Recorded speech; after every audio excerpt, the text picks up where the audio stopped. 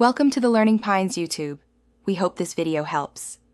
You start by confirming your Apple Music subscription and that iCloud Music Library is enabled. This gives Serato access to your cloud tracks.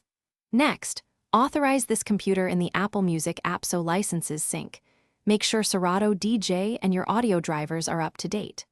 Once done, connect your controller or interface via USB and set audio routing so Serato can monitor outputs. You're setting a solid bridge between Apple Music's licensed files and Serato's playback engine to avoid permission, or you now move into importing.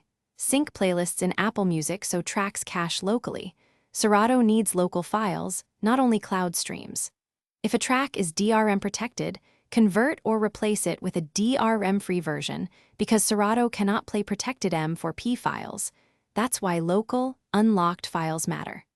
Once tracks appear in Serato's iTunes or Music Library tab, map your cue and loop controls and increase the latency buffer slightly to prevent dropouts when loading large files. You finish by loading tracks, adjusting beat grids, and saving cues to crates or a USB for portability. This ensures consistent performance. Record your set in Serato, export as WAV or MP3, and then back up originals to the Music app so metadata stays intact. If playback fails, relaunch the Music app, reauthorize the machine, and confirm the files aren't DRM protected. Also update audio drivers and Serato. This single troubleshooting flow fixes most issues and keeps your sessions reliable. Thanks for watching. Consider subscribing if we helped you.